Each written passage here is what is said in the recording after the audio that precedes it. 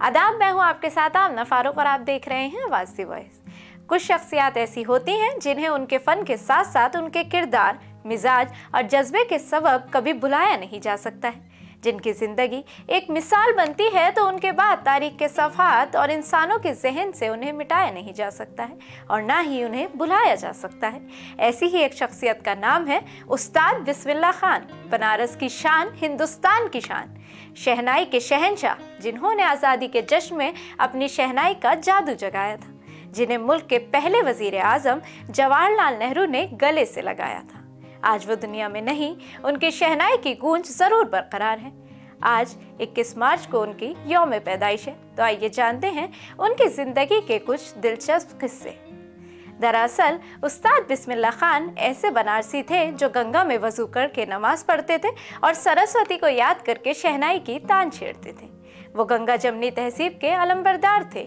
मजहब के नाम पर दिलों को जोड़ने के सिवा और कुछ नहीं जानते थे। आपको बता दें कि बनारस की शान कहलाने वाले उस्ताद बिस्मिल्लाह खान ज़मीन से जुड़े हुए फनकार थे, जिन्होंने हमेशा खुद को फ़िरका वाराना हम आहंगी का नमूना बनाया। वो एक ऐसे घराने से ताल्लुक़ रखते थे जिसमें शहनाई के बड़े बड़े फनकार मौजूद थे। बिस्मिल्लाह खान ने अपने मामू अली बख्श से शहनाई नवाजी की तालीम हासिल की और फिर बाद में बिस्मिल्लाह खान उन्हीं के साथ काशी के विश्वनाथ मंदिर में शहनाई बजाने लगे। दर हकीकत उस्ताद बिस्मिल्लाह खान ये नाम ज़बान पर आते ही आपके जहन में एक ऐसे सीधे साधे इंसान का चेहरा आ जाएगा जिसने हिंदुस्तान में गंगा जमनी तहजीब की आपसी मिसाल पेश की, जिसकी कोई नज़ीर नहीं मिलती। बनारस की शान और हिंदुस्तान की जान, मुल्क के लिए फ़िरका वाराना हम आहंगी की एक मिसाल थे, जिसे ये मुल्क कभी भुला नहीं पाएगा। दरअसल शहनाई का मतलब बिस्मिल्लाह खान बन गया और बिस्मिल्लाह खान का मतलब शहनाई। हकीकत यही है कि मौसीकी के आलात का जब जिक्र हो और बात शहनाई पे आए तो शहनाई का जिक्र बिस्मिल्लाह खान के जिक्र के बगैर किया ही नहीं जा सकता। अगर हम ये कहें कि शहनाई के फ़न को बिस्मिल्लाह खान ने एक नई ज़िंदगी दी तो ये गलत नहीं होगा, वरना ये फ़न भी दूसरे फ़न के साथ अब तक माजी का किस्सा बन चुका होता। ये उनकी अजीम खिदमत थी जो शहनाई आज भी गूंज रही है। अब आपको बता दें कि कैसे बने अमीरुद्दीन से बिस्मिल्लाह। आपको ये जानकर बड़ी हैरानी होगी कि दुनिया में बिस्मिल्लाह खान के नाम से मशहूर हुए, लेकिन माँ बाप ने उनका नाम अमीरुद्दीन खान रखा था, लेकिन दादा ने अमीरुद्दीन खान को बिस्मिल्लाह में बदल दिया और हाथ में शहनाई थमा दी।